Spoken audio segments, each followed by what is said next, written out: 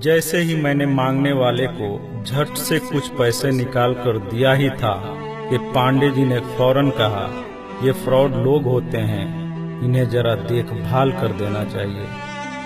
ये लोग हमारी अच्छाई का फायदा उठाते हैं और हमें ठगते हैं। पांडे जी की बातों को सुनकर मैंने कहा, आपने बिल्कुल सही फरमाया। पहले मैं भी ऐसा ही करता था, लेकिन एक वाक़ये ने मेरी दुनिया ही पलट कर रख दिया। रोज की तरह मैं घर से ऑफिस के लिए जा रहा था कि रास्ते में एक शख्स फुटपाथ के किनारे अपना बीमार बच्चा लेटाए हुए उसे हॉस्पिटल ले जाने के लिए भगवान के नाम पर टैक्सी का किराया मांग रहा था। वो कभी किसी पैदल का बाजू पकड़कर हाथ जोड़ देता, मेरा बच्चा बचा लें, मुझे टैक्सी का किराया दे दें, तो कभी किसी गाड़ी वाले को हाथ देकर रोकता और उसके पीछे भागता कि वो कार में उसके बच्चे को हॉस्पिटल पहुंचा दे। कोई रुकता तो कोई नहीं रुकता, जो भी रुकता वो भी उसे घूर कर देखता और आप वाली सोच सोच कर उसे डांटता, काम करके खाने की नसीहत करता और आगे निकल जाता।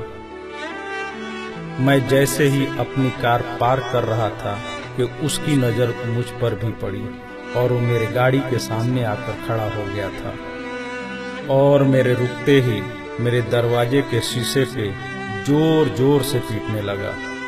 जैसे ही मैंने गिलास नीचे किया, उसने मेरा हाथ पकड़ लिया और कहने लगा, भाईजान, खुदा के लिए मेरे बच्चे की जिंदगी बचा लें, उसे सख्त बुखार है, आप नीचे उतरकर उसको देख तो लें तो आपको यकीन आ जाएगा। आप देंगे तो शायद किसी और को भी एतबार आ जाए। मगर मैं भी उसी की तरह सोच रहा था। मैंने भी उसे काम करके खाने की तस्कीन की और पिछले जुम्मा की सुनी हुई हदीस उसको भी सुना दी कि कमा कर खाने वाला अल्लाह का दोस्त होता है, और गिलास बंद करके आगे बढ़ गया, ये बड़बड़ाते हुए कि हरामखोर, ये हमें बेवकूफ समझते हैं। 2-3 घंटे के बाद मैं वापस आया तो अब भी उसी जगह खड़ा मांग रहा था। बच्चे को अब वो सड़क के किनारे ले आया था और उसके चेहरे से कपड़ा भी उठा रखा था और वो दहाड़ मार मार कर रो रहा था। अब वो अपने बच्चे के कफन और दफन के लिए मांग रहा था। मैं गाड़ी रोककर नीचे उतरा और मैयत की तरफ देखा। फूल की तरह मासूम बच्चा जिंदगी का बाजी हार गया था। मेरे रोंगटे खड़े हो गए। मैंने जेब में जो कुछ भी था जेब से निकालकर बेगर देखे उसके तरफ फेंका। उससे पहले कि उसका बाप मुझे देखे, मैं उस तेजी से वहां से निकला मानो दुनिया की सारी बलाएं मेरे पीछे लग गई हों।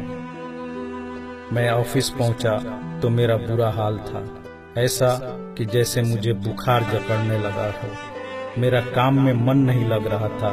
मैंने उस दिन की सारी मीटिंग को कैंसिल कर दिया।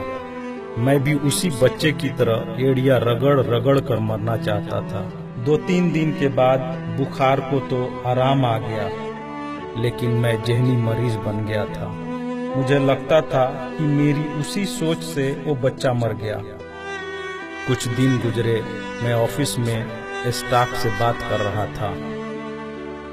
तब तक रिसेप्शन से आवाज आई, सर आपसे कोई मिलना चाहता है। मैंने पलट कर देखा, सामने उस मरे हुए बच्चे के बाप को देखकर मुझे चक्कर आ गया और मैं पत्थर का बुत बने उसे देख रहा था।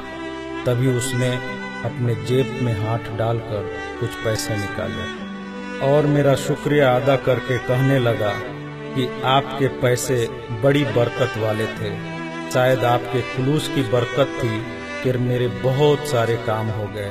सारे खर्चे के बाद कुछ पैसे बच गए और उनमें से कुछ पैसे मैंने उधार लेकर डाले हैं। ये आप कबूल कर लीजिए, बाकी मैं आपको जल्द ही वापस कर दूंगा। मैंने पैसे वापस लेने से सख्ती से इनकार कर दिया और मिन्नत करके उसे पैसे रखने को राजी कर लिया। और जैसे ही वो जाने लगा, मैंने उसे रोका और अपनी कंपनी में काम करने के लिए पूछा। वो ऐसे राजी हो गया जैसे उसे काम की ही तलाश थी और किसी ने उसके दिल की बात सुन ली हो। वो बहुत खुश हुआ और अगले ही दिन से मेरी कंपनी में बतौर वॉचमैन काम करने लगा। पांडे जी, मैं आपको उससे मिलवाऊंगा, लेकिन वो कार वाला किस्से का जिक्र उससे मत करना। उसने आज तक नहीं पहचाना कि उसने मेरा भी कार रोककर मुझसे मदद मांगी थी। वो मुझे एक बड़ा ही नेक इंसान समझता है, जिसने उस बच्चे की लाश देखकर अपना सब कुछ निकाल कर दे दिया। पांडे जी, उस दिन के बाद से मैं किसी को खाली हाथ नहीं लौटाता। थोड़ा सा देने से ना वो अमीर होता है और ना मैं गरीब। बस दिल को तसल्ली होती है। और रह गई लूटने